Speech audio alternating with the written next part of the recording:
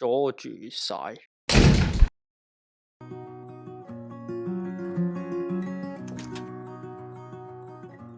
I'm aware you're late, but we'll start the interview now.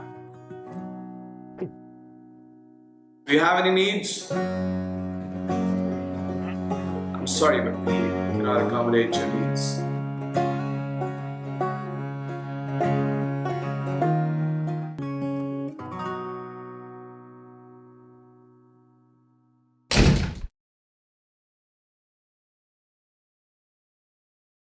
As a modern city, Hong Kong falls short for providing a decent quality of life for people with disabilities. Social service experts divide the challenges for disabled people into two categories: employment and accessibility. They face social inequalities in two forms: inequality of opportunity in terms of employment, and inequality of capabilities, that is, having less access to a better life like play, health, etc. While 8.1% of the population lives with a disability, 45.3%, almost half, live below the poverty line. Although a monthly allowance of up to $3,300 is given based on eligibility, disabled do not want just handouts. These handouts are not enough for even one person household. By providing opportunities through employment, the government can not only lift some of its financial burden, but also invest this money elsewhere in improving the general care of disabled people. Full-time employment will help disabled have a sense of belonging and boost their psychological health. Social Welfare Department runs a support program which gives out one-off subsidies to companies for $20,000 for making the environment suitable for disabled employees. However, of the working age, 3 out of 5 disabled are economically inactive. This marginalizes them through the productive activity and continues the cycle of poverty. CARE ER's study found 28% with even higher education qualifications had never worked before. The main reasons for the reluctance for employment included office environment limitations and employers uninformed on how to change.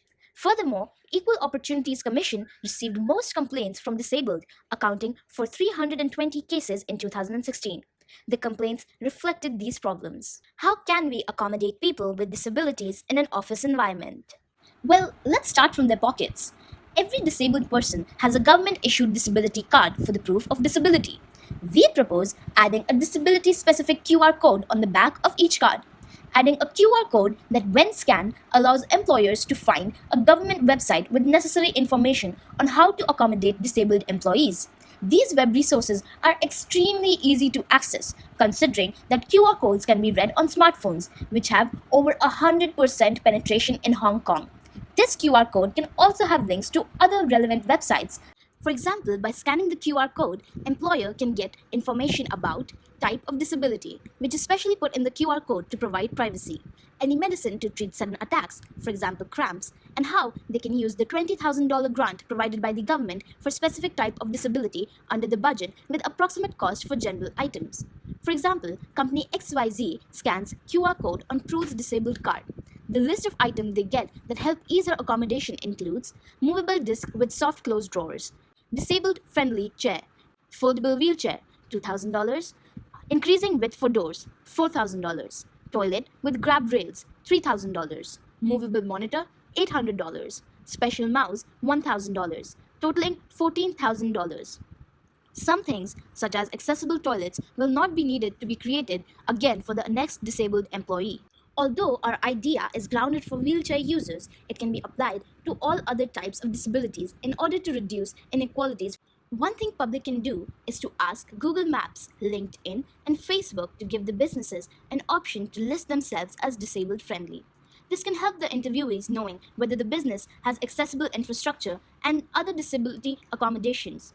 By creating a sense of public support through everyday apps we use, many businesses will feel the need to be better and meet their corporate responsibilities. Technologies all have APIs for their services, which can be combined into one helpful application. These two platforms will create information convergence, which will make access to information easy. Through better employment practices and intensive efforts to make more accessible workplaces, the general public would have a chance to closely understand the disabled as other human beings, which will increase acceptance and eliminate stereotypes in the workplace. Instead of keeping these people at the margins of society, giving them the infrastructure and opportunities will benefit us all. Let Stephen Hawking's death not be filled with sadness, but a reminder of what a life can give us if we, as a society, give a person care and dignity.